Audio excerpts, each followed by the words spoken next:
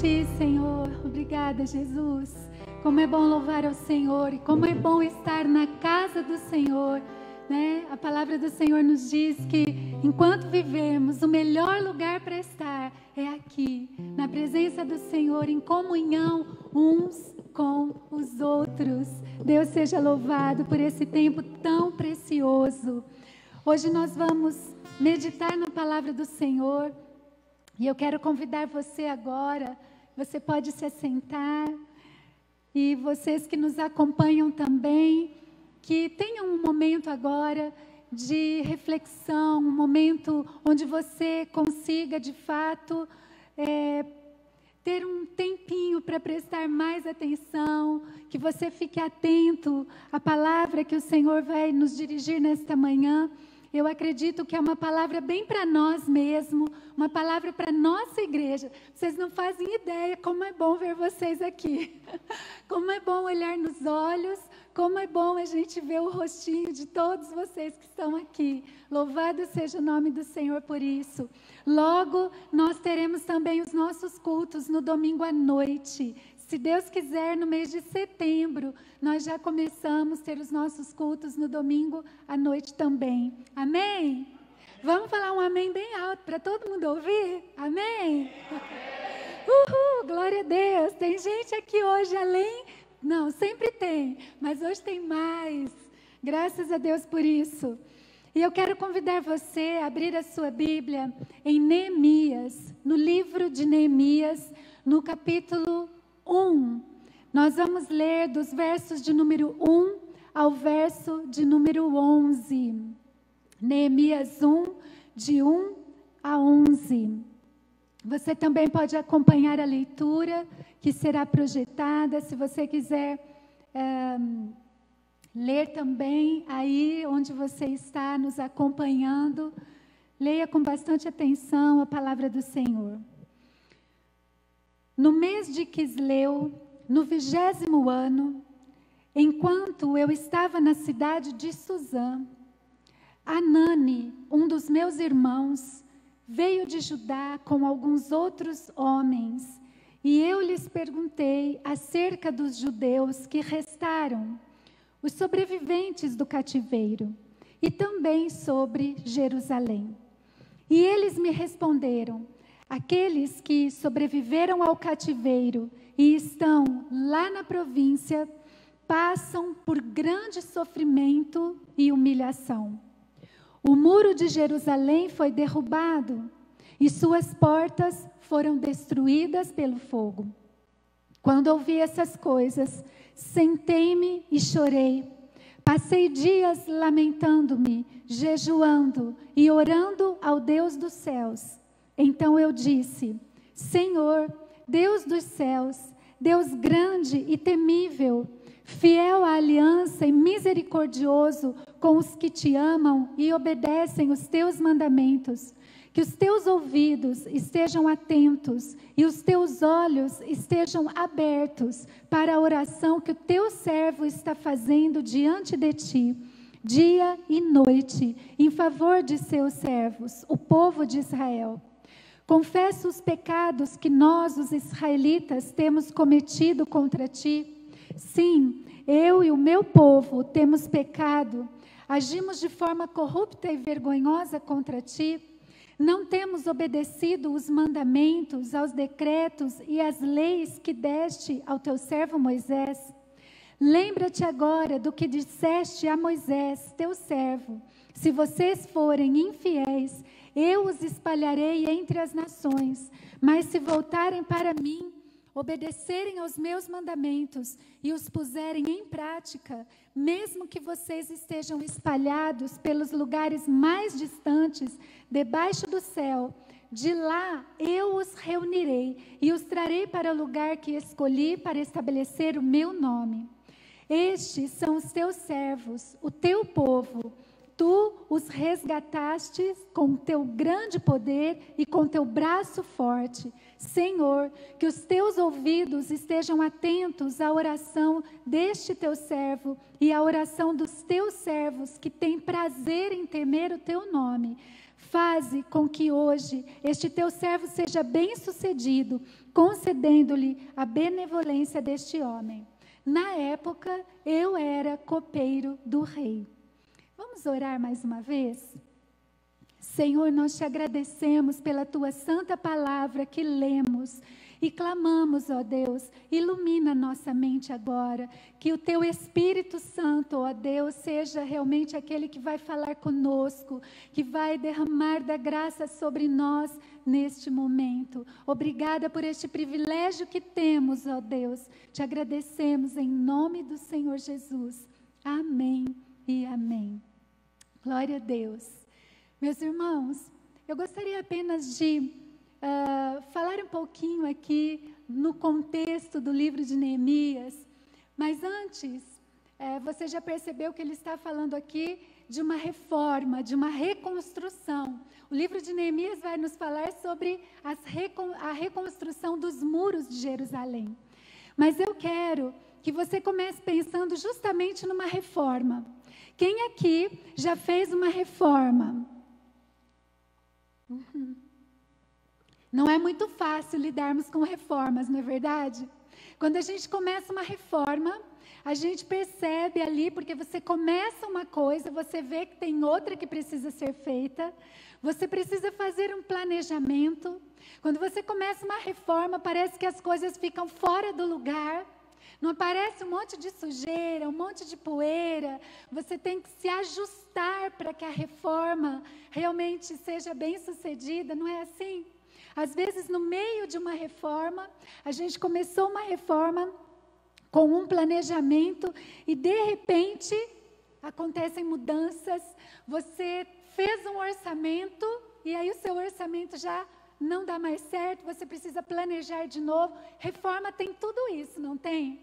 Então, você imagina um pouquinho do que Neemias vai viver na reconstrução, não de uma casa, né? Na reconstrução de muros de uma cidade.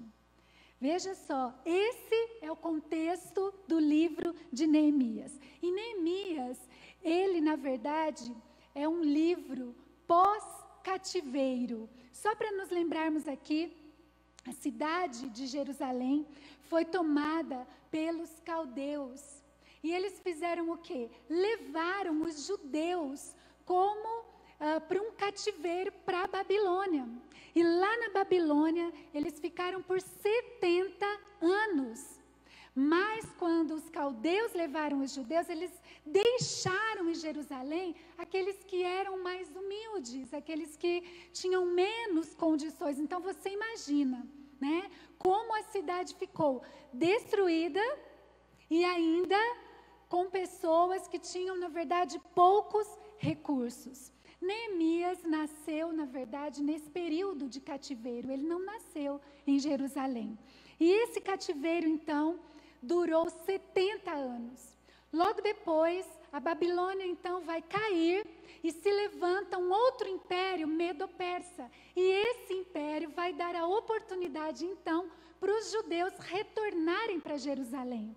Imaginem, eles estavam 70 anos cativeiro. Quando cai a Babilônia e se levanta o Império Medo-Persa, eles dão essa oportunidade para que os judeus retornem para a sua terra. E os judeus vão voltar para Jerusalém em 3 momentos. O primeiro momento, eles voltam com Zorobabel para a construção, para a reforma do templo.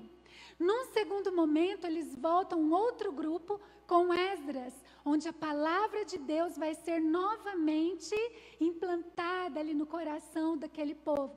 E num terceiro momento com Neemias. Nessa ocasião aqui que nós lemos, o que estava acontecendo? Esse primeiro grupo de judeus que volta para Jerusalém, sob a liderança de Zorobabel, volta para construir o templo. E o que acontece? Eles chegam nesse lugar, eles estão ali para reconstruir o templo e a cidade está completamente destruída. Existe ali muitos escombros, né? Muita sujeira, tudo desorganizado. E a cidade está rodeada por inimigos. É importante que a gente relembre um pouquinho desse contexto. Aquela cidade rodeada de inimigos, no meio de escombros, há muitos anos, mais de 140 anos. Então veja bem a situação que eles encontram. Esses inimigos que estavam ao redor eram principalmente samaritanos. E você se lembra, né, dessa história dos judeus e samaritanos, mas aqui, o que aconteceu? Esses samaritanos disseram, vamos ajudar vocês a reconstruir o templo. E os judeus não aceitam a ajuda dos samaritanos, não só por serem um povo de uma raça, né, que não era pura, não só por isso, mas porque eles também tinham um sincretismo religioso. Eles misturavam várias religiões.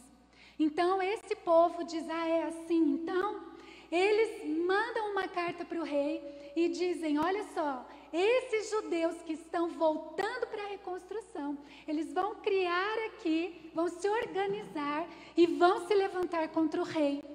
O que é que o rei faz? O rei, então, vai emitir um decreto e vai embargar aquela construção e aquela reforma do templo. Esse povo desconsolado, volta para suas casas, volta para o campo e o templo fica abandonado. A casa do Senhor então fica desamparada por conta desse edito agora do rei.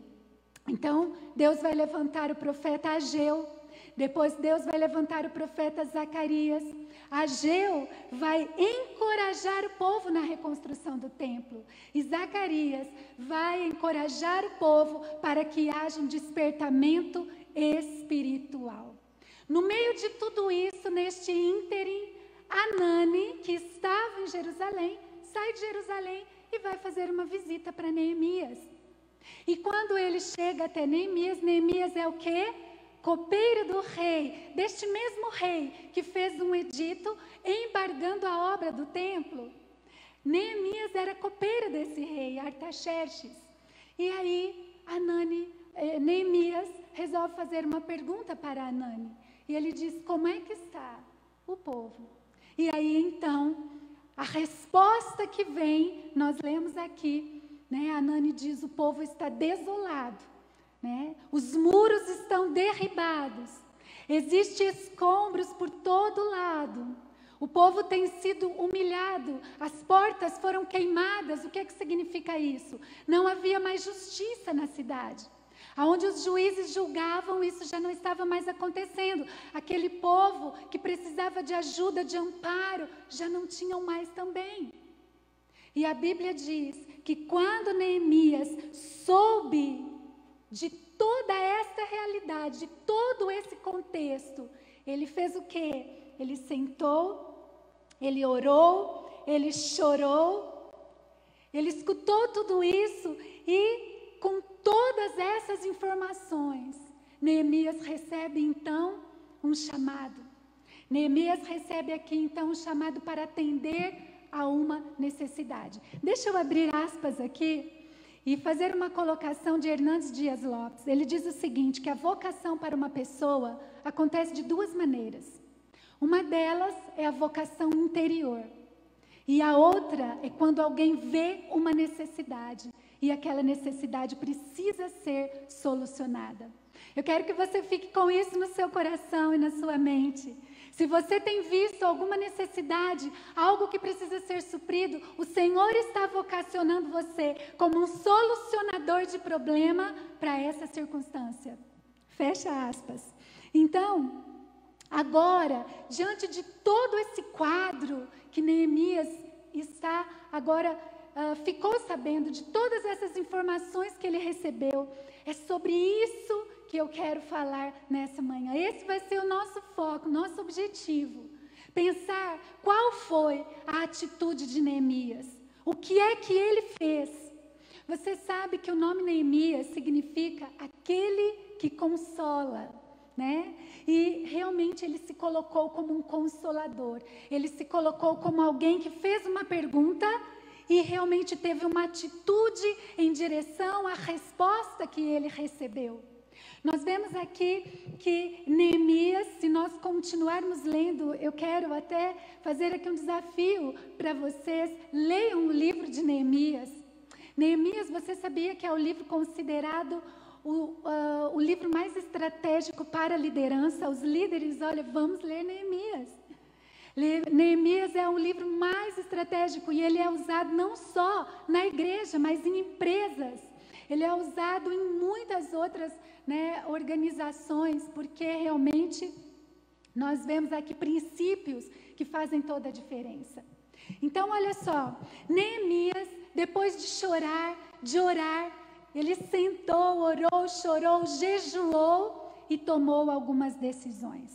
E diante da decisão, simplesmente de ser um solucionador de problemas, de ser um reconstrutor, de reformar, de reconstruir, simplesmente por tomar essa decisão, muitos inimigos se levantaram contra ele.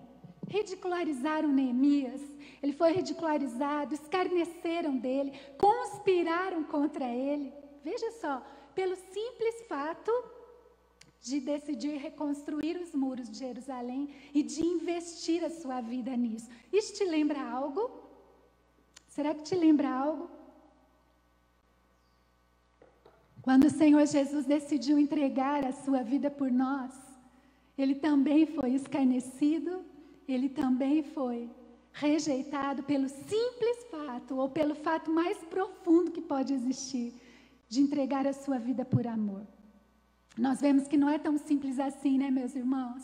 Quando falamos de reforma, de reconstrução, não é tão simples assim. É simples recomeçar?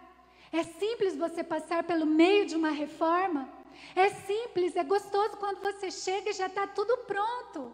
Mas quando você tem que fazer parte dessa reforma, não é tão fácil assim. E Neemias, ele foi aquele que disse, eis-me aqui. Eu vou fazer parte dessa reforma, eu vou fazer parte dessa reconstrução. Mas e nós agora? Nós temos toda essa história, nós temos esse livro inspirado pelo Espírito Santo. E o que isso quer dizer para mim e para você? A primeira pergunta que nós precisamos fazer é, e agora? O que a gente faz com a nossa realidade? Com o que nós estamos vivendo hoje? Quais são as reformas que nós precisamos fazer hoje? Você percebe que as reformas aconteceram no contexto do povo de Deus? E que esse contexto influencia tudo mais ao redor? Acho que Deus está querendo nos dizer algo desde agora, Essa reforma precisa ser feita, essa reforma precisa acontecer. E o que nós vamos fazer? E que reformas são essas que precisam ser feitas nos dias de hoje? Porque esse tempo que nós estamos vivendo, esse tempo está mexendo com todo mundo, não está chacoalhando tudo. E como é que nós vamos passar por esse tempo? Mais precisamente dizendo sobre essa questão da pandemia, como é que nós vamos sair do outro lado disso tudo? A nossa expectativa é que saiamos muito melhores. Coisas vão mudar, situações vão mudar, mas a nossa expectativa é que a nossa família saia melhor. É que o nosso relacionamento com Deus seja melhor, é que a nossa igreja seja melhor para a honra e glória do Senhor.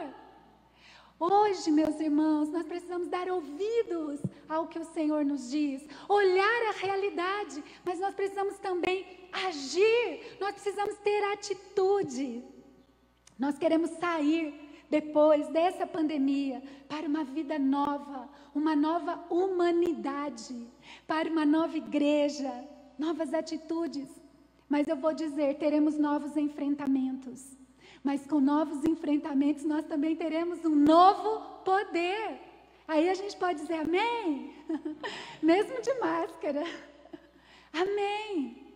Glória a Deus, porque mesmo que venham mais enfrentamentos, nós também teremos um novo poder. E eu creio que o Senhor está colocando nas nossas mãos esse tempo de reforma, esse tempo de reconstrução. E através dessas reformas, através dessa reconstrução, virá sobre sobre nós algo que nós desejamos imensamente, que é um avivamento, um derramar poderoso do Espírito Santo de Deus. A igreja não produz avivamento, mas a igreja abre o caminho para que esse avivamento chegue até nós. Você consegue entender que o Senhor está nos dizendo, assim como Neemias foi uma resposta para aquele povo, a igreja é uma resposta, a igreja é a solução. E a igreja precisa tomar uma atitude. Nós queremos uma manifestação sobrenatural do Senhor na nossa geração, no nosso tempo. Agora nós buscamos esse avivamento. E esse avivamento, meus irmãos, eu penso em Neemias, eu sei que ele fez toda uma reforma, uma reconstrução, mas um avivamento aconteceu naquele lugar. Um derramar do Senhor, um mover em toda a sociedade, uma volta às Escrituras. Esse estado de incerteza que nós estamos vivendo não pode, em hipótese alguma, nos levar ao desânimo. Não pode nos levar ao pessimismo. Momentos como esse são momentos para fazermos como Neemias fez. Sentar, chorar, jejuar, nos levantar e agir, ir avante, ir adiante, reconstruir, recomeçar. Nós temos um lema, como fazemos parte de uma igreja que é uma igreja que tem uma teologia reformada. O nosso lema não é esse? Sempre reformando. Então nós precisamos assumir, trazer isso para nós. Mas como é que nós vamos fazer isso? Nós precisamos nos dedicar. A palavra-chave é dedicação. Dedicação. Nós estamos estabelecendo para a igreja, nós estamos estabelecendo para nós um novo tempo, um tempo de reformas, meus irmãos. As coisas vão ser diferentes daqui para frente, como igreja, até em horários, dias, horários, coisas simples, tudo vai mudar. Nós estamos vivendo uma reforma.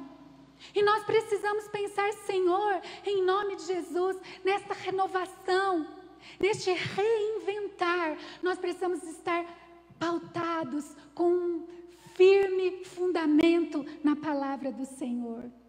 E a primeira orientação do Senhor é essa: dedicação de todos, amém? Todos, dedicação por todos os lados. O que é que Neemias faz? Ele convoca todas as famílias,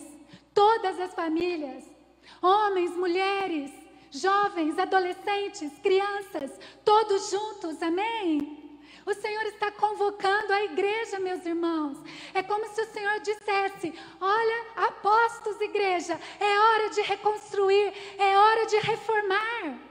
E para isso nós precisamos estar juntos e nos dedicarmos juntos.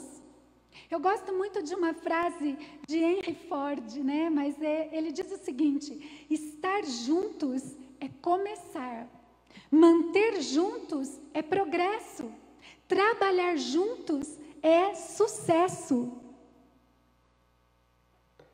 Neemias teve sucesso, por quê? Porque eles trabalharam juntos, porque eles se dedicaram. Mas eu me lembrei de uma frase também, por acaso eu vi essa frase essa semana de Ayrton Senna, e me chamou muita atenção sobre o que íamos falar. No que diz respeito ao empenho, ao compromisso, ao esforço, à dedicação, não existe meio termo. Ou você faz uma coisa bem feita ou não faz. Olha só, foi o que Neemias pensou, né? Neemias diz: vamos fazer? Então vamos fazer, não existe meio termo. E é isso que o Senhor tem para nós, nestes dias, neste momento da história. O que é que nós vamos fazer? O que é que nós vamos fazer? Qual é o nosso papel hoje? Qual é o tempo nosso hoje como igreja? Para vivermos hoje, qual é a nossa parte? Nós precisamos pensar e falar sobre isso. A reforma continua e ela precisa ser feita com a nossa dedicação. Eu quero deixar aqui então 3 pontinhos aqui de uma direção de Deus para nós, para mim e para você. Amém? Vocês estão comigo? Vocês estão conseguindo entender aqui? 3 pontinhos, 3 questões importantes para nós, igreja cristã, uma igreja que segue os princípios do Senhor Jesus Cristo. Primeiro, vamos encher o coração de esperança. Como é que nós vamos recomeçar agora? Como é que nós vamos reconstruir agora? Vamos encher o coração de esperança. Encha o seu coração de esperança. A palavra de Deus diz, e nós cantamos há pouco, que o Senhor nos conhece, nos chama pelo nome. A Bíblia diz que Ele nos fez, Ele nos moldou. Antes da fundação do mundo, o Senhor já tinha os planos ao nosso respeito. Enche o seu coração de esperança. Nós fazemos parte de uma família, a família de Deus. O Espírito Santo não só desceu do céu, mas o Espírito Santo habita em você e habita em mim. Glória a Deus por isso. Encha o seu coração de esperança. Nós temos um Deus maravilhoso que nos chama de filhos, que nos chama de filhas, que nos abençoa, que se importa conosco. Assim como o Senhor se importa com tantas pessoas e nos diz, é hora de vocês se levantarem, para que assim como vocês podem ser chamados de filhos e filhas, outros sejam também. Outros que estão vivendo no escombro por tanto tempo e precisam de libertação. Ser povo de Deus é uma fortíssima responsabilidade. É uma fortíssima responsabilidade. Por quê? Porque nós não podemos chamar pessoas ao arrependimento. E para que essas pessoas encham o seu coração de esperança, se o nosso coração não estiver cheio de esperança. Então nós precisamos lembrar, Pai, agora, depois disso, agora que o Senhor está nos chamando, agora que o Senhor está nos movendo, porque esse movimento da igreja que faz toda a diferença, o que o Senhor quer de nós? Primeiro, encha o seu coração de esperança. É só você olhar para as Escrituras e você vai ver que Deus é aquele que coloca ordem onde existe o caos. Você vai ver que Deus é aquele que diz assim para aquele homem que estava endemoniado, seja liberto. Deus é aquele que chega aonde existe apenas tristeza, morte e destruição e Ele traz vida. Se você olhar para as Escrituras, você vai ver que onde não há esperança, quando o Senhor chega, tudo renasce. E isso é verdade, meus irmãos. Mas reformas precisam ser feitas. Reconstruções precisam acontecer. E nós precisamos encher o coração de esperança. Somos o povo eleito, sacerdócio real, nação santa. Então por que desanimar, por que nos entristecermos? Ó Senhor, tem misericórdia de nós, traz sobre nós a alegria da salvação. Encha o seu coração de esperança. Nós somos aquele que podemos clamar o nome de Deus. O Deus vivo, o Deus todo-poderoso. Uns confiam em carros, outros em cavalos, mas nós faremos menção ao nome do Senhor. O avivamento é obra de Deus, mas a igreja é aquela que abre o caminho, é aquela que trabalha, é aquela que se envolve, é aquela que se dedica. Então o seu coração e o meu precisam se encher de esperança, porque a reforma continua. Como eu disse, o nosso lema, o lema das igrejas que tem, né, a reforma como base teológica é sempre reformando. Mas nós sabemos também que a nossa base é que soberania de Deus e responsabilidade andam juntas. A soberania de Deus e a responsabilidade humana caminham juntas. A igreja não tem capacidade de derramar o Espírito Santo, mas a Bíblia diz que a igreja é aquela que prepara o caminho para o derramamento do Espírito Santo. Então, no que depender de nós, irmãos, vem Espírito Santo e se derrame sobre nós. Que eu e você sejamos esses que vão abrir caminho para o derramamento do Espírito Santo. Se depender de você, que seja você aquele que vai ser um colaborador do Espírito Santo. É isso que nós precisamos. Então, igreja, vamos juntos. Vamos juntos. Vamos reconstruir. Vamos reformar. Vamos nos dedicar. Vamos encher o nosso coração de esperança. Essa é a primeira orientação do Senhor para nós. Neemias alcançou e encheu o coração de esperança, porque ele sentou, orou, jejuou, teve estratégias, pensou que uma reforma não se faz assim, precisa de uma orientação, precisa de uma direção, e a orientação e a direção que Deus nos dá nesta manhã, nós não podemos dizer que não sabemos o que é para fazer. Porque o Senhor está dizendo, primeiro, enche o seu coração de esperança. Nós estamos sendo orientados. Segundo lugar, como é que vai ser essa reforma, Senhor? Não vamos perder o foco da nossa missão. Não vamos perder o foco da nossa missão, amém? Quando nós olhamos aqui, nós vemos que Neemias tinha um foco, tinha uma direção, ele sabia o que deveria ser feito. E nós também precisamos ter foco, precisamos entender a visão, a missão da igreja, uma missão bíblica, uma missão missionária, uma missão apostólica, uma missão discipuladora. Nós precisamos entender uma missão relevante para a cidade que nós vivemos. Uma missão relevante para as famílias da nossa cidade. Nós não podemos nos perder, meus irmãos, em dogmas, estruturas, legalismo que nos fazem parar as nossas reformas. As pessoas são mais importantes do que tudo. O Senhor Jesus é o centro da igreja. E Ele nos ensina que o mais importante são vidas, vidas e vidas. Então o nosso foco é esse. Enche o seu coração de esperança. Não perca o foco na missão. E o foco da missão é viver preocupado com pessoas, com vidas. Com vidas. Nós precisamos conhecer os nossos vizinhos. Nós precisamos amar os nossos vizinhos. Nós precisamos conhecer os nossos vizinhos. Nós precisamos ir até eles. Nós precisamos ir pelos 4 cantos da cidade de Mandaguari. Nós precisamos nos envolver. É difícil a reforma. Você se suja. Você tem que colocar uma roupa. Daqui a pouco está todo sujo, empoeirado. Mas é isso que faz a diferença. Não perca o foco da sua missão. Não perca o foco. Ontem mesmo, nós tivemos um incêndio aqui em Mandaguari, pertinho da minha casa. A casa inteira pegou fogo. Horrível. Depois nós vamos falar mais sobre isso. Mas a minha pergunta é, você sabe tudo o que está acontecendo na cidade de Mandaguari?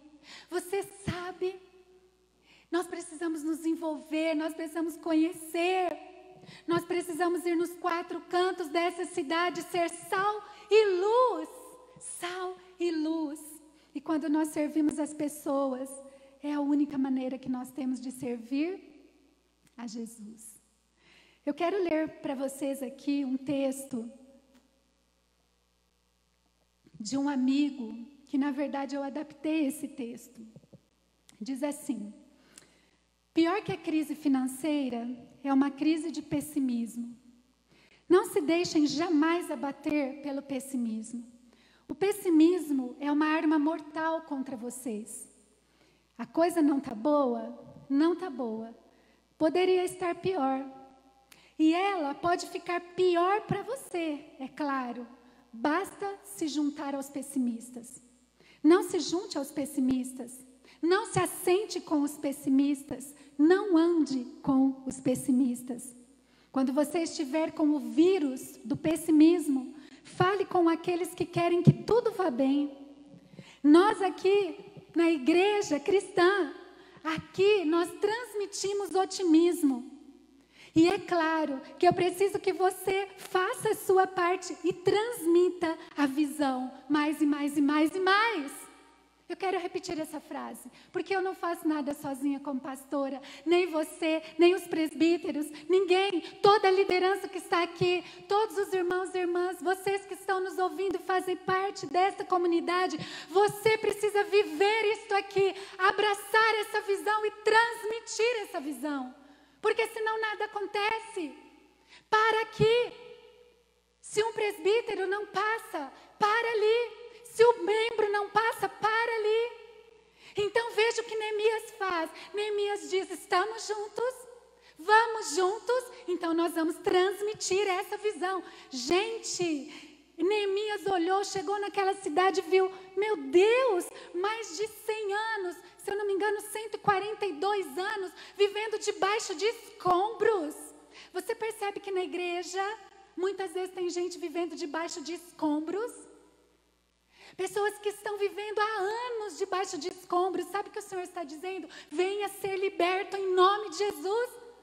Nós podemos aprender com o passado, mas nós não podemos mais viver do passado. O tempo vai passando, os dias vão passando, e a igreja precisa avançar.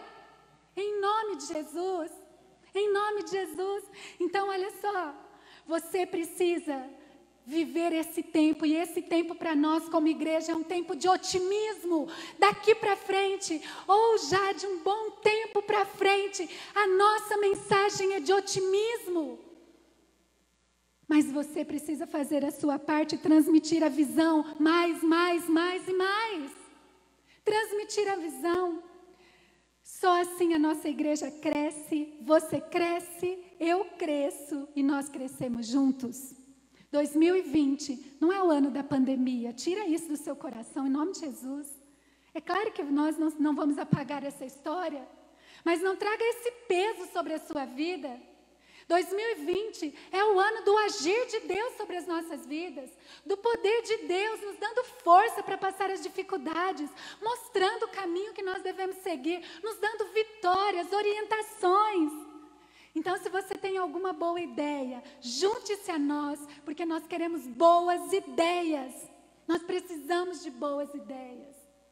Em nome de Jesus, meus irmãos, vamos deixar o pessimismo de lado e vamos ao encontro das pessoas. Se nós tivermos que passar pelo homem de Gadara, vamos passar. Se nós tivermos que parar com a mulher samaritana, vamos parar. Se a gente tiver que ir lá no tanque de Betesda, vamos lá. Em nome de Jesus, amém? O Senhor está nos chamando, meus irmãos.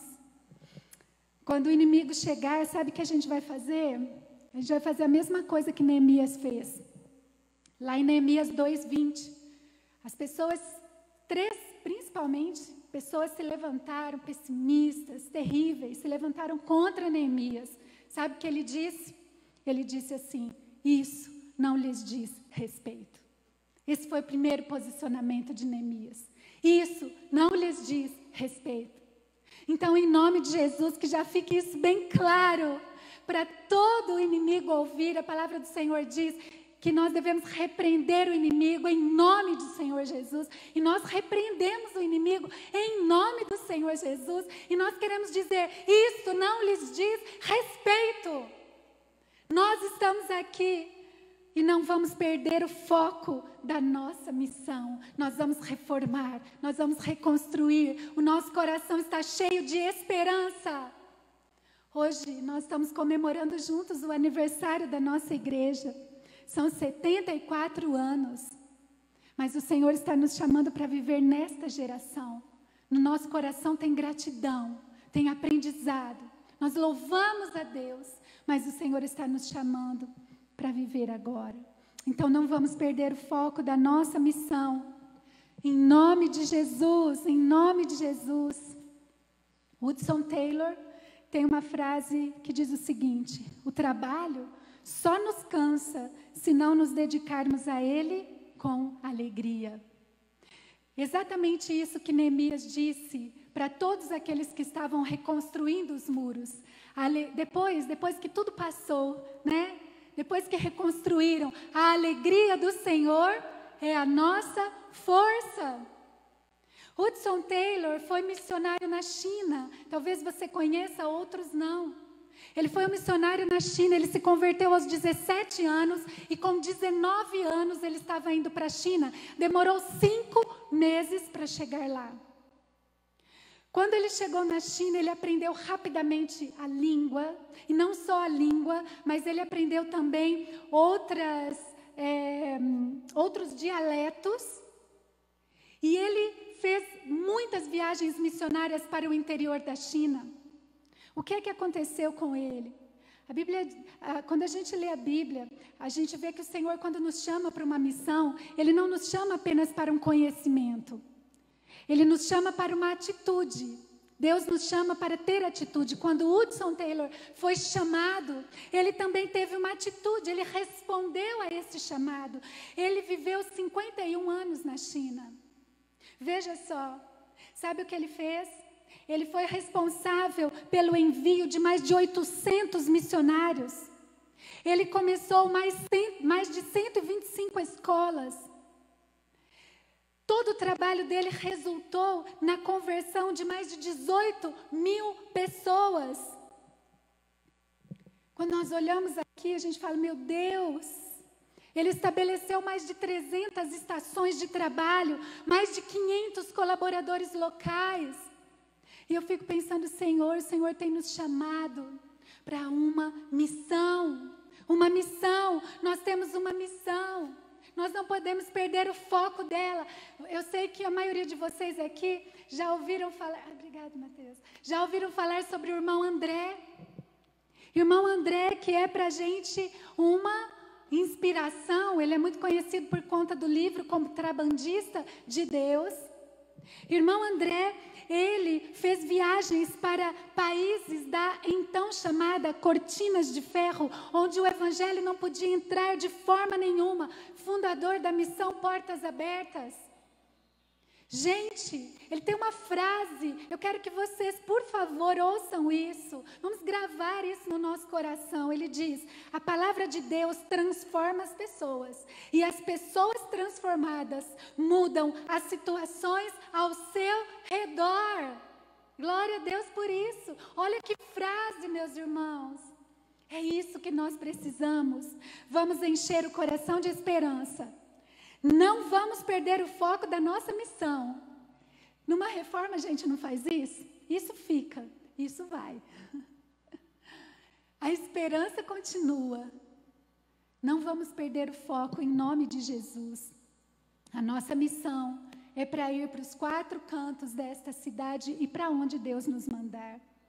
2 Coríntios 5, 18 e 19 diz, de Deus somos colaboradores.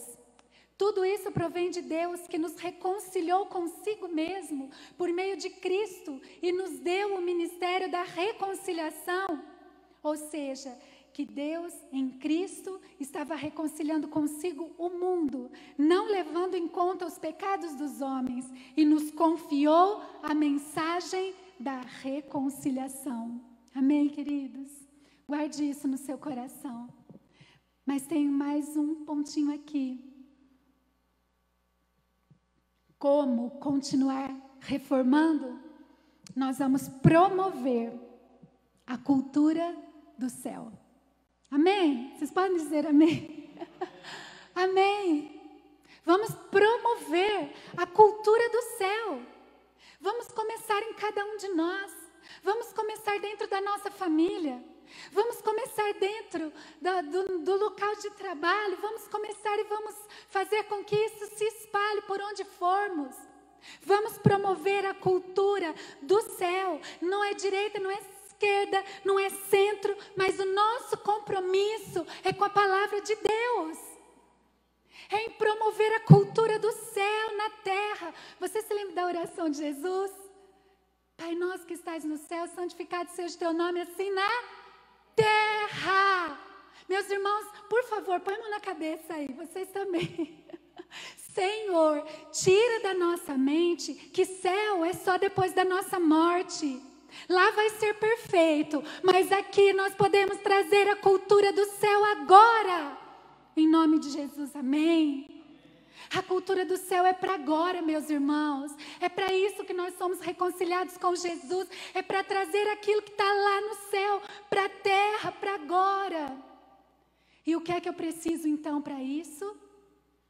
Compromisso. Eu preciso de compromisso como Neemias. Jejuar, orar, procurar capacitação, treinamento. Porque a cultura do céu não é implantada do meu jeito, não é implantada do nosso jeito, mas é implantada do jeito do Senhor, é movida pelo Espírito Santo, é direcionada pela palavra de Deus e requer de nós compromisso.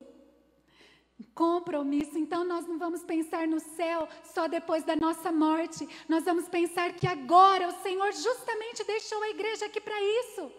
Para que essa cultura do céu fosse espalhada para os 4 cantos da terra. Aliás, nós somos uma igreja que está no mundo todo. A igreja de Cristo está espalhando por toda a terra essa cultura do céu. Que essa cultura venha até nós, em nome de Jesus. Deus quer nos levar para um nível maior. Ou Deus quer nos levar para uma profundidade maior. Tem muita coisa boa que o Senhor quer fazer em nós e através de nós, mas nós precisamos de compromisso, nós precisamos ser curados, ser libertos.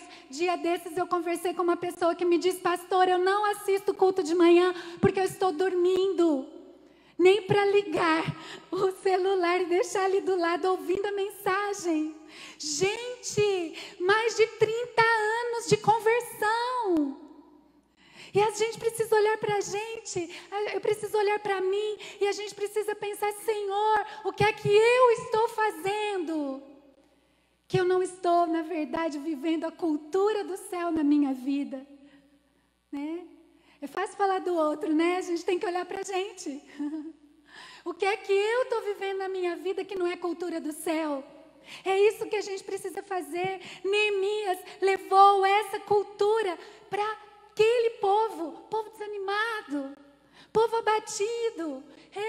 Ele parece que grita com aquele povo, né? Esdras, que tinha essa voz, mas ele grita com aquele povo assim: olha, povo, vocês são nação eleita, povo santo, sacerdócio real, enche o coração de esperança, não percam foco, tragam para este lugar a cultura do céu.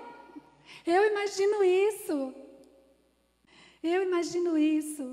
Aquele povo recuperou a identidade. E nós precisamos recuperar a nossa identidade. E a nossa identidade é de lavados e remidos pelo sangue do Cordeiro. O Senhor está te chamando, meu irmão e minha irmã. O Senhor está te despertando. E esse despertar, Ele está dizendo: você precisa reconsiderar. Você precisa reconsiderar algumas coisas na sua vida, Cláudia. Você precisa reconsiderar alguma coisa na sua vida, meu irmão e minha irmã. Pensar melhor. Anular algumas decisões que você já tinha tomado.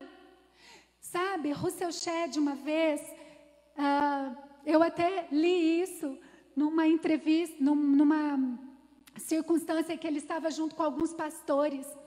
E lhe fazem uma pergunta: qual é a maior dificuldade entre os crentes na igreja? Sabe qual foi a resposta de Russell Shedd? Ele disse o seguinte: o maior problema é a dureza de coração. Uau! E aí, sabe o que eu tive vontade de fazer, André? Vontade de pôr o rosto em terra e falar: Senhor, quebra o meu coração, quebra o meu coração, quebra o meu coração, quebra o meu coração, porque eu quero viver o avivamento hoje, porque eu quero ver o poder de Deus hoje, eu quero ver cura, libertação, eu não quero mais ter o coração endurecido. A minha vontade, meus irmãos, é que nós nos levantemos como sal da terra, luz do mundo, bom perfume de Cristo. Mas eu não posso mudar o seu coração. Só o Espírito Santo pode mudar o seu, o meu. E para isso nós precisamos buscar esse poder no Senhor. E para isso nós precisamos ter compromisso. Para trazer essa cultura do céu para a terra, nós precisamos ter compromisso. É você, não espere que o outro faça por você, é você que tem que fazer. Porque o poder Deus já te deu, nós nos distraímos com muita coisa. Sonda-me, ó Deus, e me conhece, vê se há em mim algum caminho mau, e guia-me pelo caminho eterno da tua vontade. Sabe o que o Senhor promete, meus irmãos? Se nós quebrantarmos o nosso coração e buscarmos essa cultura do céu, Ele diz assim: eu vou fazer o quê? Enviarei dos céus o meu poder e sararei a sua terra.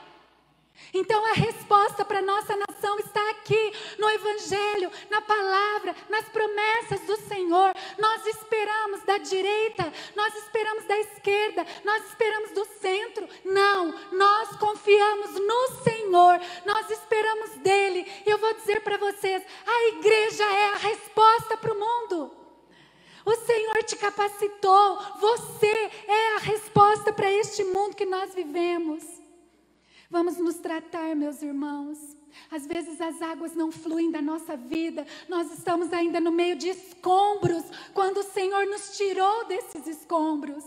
Ele pagou naquela cruz. E a cultura do céu é perdão. A cultura do céu é generosidade. A cultura do céu é reconciliação. A cultura do céu é estender a mão, ajudar. Nós temos o ministério da reconciliação, mas se eu não perdoo, vivo nos escombros do passado, procure ajuda, leia a palavra, se levante, se liberte, em nome de Jesus. A resposta está na igreja para esse mundo que nós vivemos. A resposta está na igreja. Aleluia, Jesus. Meus irmãos, que a nossa igreja prossiga. Vamos prosseguir, a igreja somos eu e você. Nós vamos prosseguir, alinhados com a palavra, alinhados com o mover do Espírito Santo, reavaliando, reformando, reconstruindo, em nome de Jesus. As estruturas, meus irmãos, são meios, algumas vezes precisam ser mudadas. Algumas coisas precisam ser feitas de uma forma diferente. A igreja somos nós, a igreja são pessoas. Para trazer o céu à terra, nós precisamos estar juntos. Para trazer o céu à terra, nós precisamos dobrar o nosso coração, quebrantados na presença do Senhor. Em nome de Jesus. Aleluia, Jesus. Nós temos que ser uma igreja contextualizada, viva, uma igreja viva, vibrante. Veja só, a igreja não pode ser um monumento. Rick Warren diz isso, mas a igreja é um movimento, e é o movimento da igreja que faz toda a diferença. É um movimento, e aí eu repito para todos que estão aqui, para todos que estão nos ouvindo, isso só é possível. Veja bem, o movimento, pastora, não acontece. Mas se você começar a passar a visão para um e para outro, e para outro, e para outro, o movimento vai acontecer. O movimento nada mais é do que você tomar atitude como parte desta igreja, em dizer: eu vou viver esta visão, e as minhas atitudes vão estar aí, pautadas nessa visão, direcionadas por essa visão, que está totalmente alicerçada na palavra de Deus. Então, meus irmãos, quando Jesus voltar, Ele vai arrebanhar o seu povo. E nós vamos ter vivido os propósitos para o qual o Senhor nos chamou. Nós vamos viver esse propósito do Senhor na nossa igreja local, na igreja global. Nós vamos ser aqueles que são discípulos e treinam discípulos. Nós vamos nos apresentar diante do Senhor com o coração quebrantado, sabe? Talvez Russell Shedd, com toda a sua gentileza, pois ele sempre foi, nas suas palavras, tão gentil, mas talvez ele teria dito: olha, talvez falte humildade no meio da igreja. Senhor, nos dá um coração humilde, em nome de Jesus.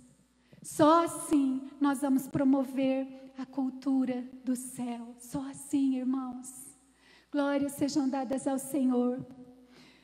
Como reformar? Nós já temos a direção. Que reforma é essa que nós vamos fazer? Vamos encher o coração de esperança. Não vamos perder o foco da nossa missão. E vamos promover a cultura do céu em nome do Senhor Jesus. Glória a Deus, aleluia, irmãos. Você pode orar comigo, quero orar com você. Comece a clamar a presença poderosa do Senhor na sua vida. Vocês que estão ouvindo esta mensagem, comecem a clamar a poderosa mão do Senhor sobre a sua vida. Tem uma canção que eu ouvi os ministros tocando sobre o Espírito Santo. Nós vamos cantá-la hoje. Podemos cantar nesse momento, pedindo que o Espírito Santo do Senhor esteja sobre nós e que o nosso coração se dobre. Se dobre, se dobre. Meus irmãos, os maiores avivamentos aconteceram quando os crentes em Cristo Jesus se dobraram na presença de Deus, tendo sede de Deus e não do que Deus pode fazer. Aí tudo muda, o caráter muda, a sociedade muda. O Senhor tem prazer em derramar da sua graça. Existem curas, libertações. Vamos buscar um avivamento genuíno, meus irmãos, em nome de Jesus. Isso só é possível se enchermos o coração de esperança. Isso só é possível se não perdermos o foco da nossa missão. Isso só é possível se começarmos de fato, com sinceridade, promover a cultura do céu. Aleluia. Vamos cantar essa canção. Aleluias. Glória a Deus. Comece a clamar ao Senhor. Você que está aqui ou aí na sua casa, comece a clamar. Clame, clame, clame. Pai, vem sobre nós. O nosso maior presente é a presença do Senhor Jesus. É o derramar do Espírito Santo, queimando todos os escombros, todo o lixo, toda a sujeira, e fazendo uma reconstrução no nosso eu, no nosso ser, na nossa vida.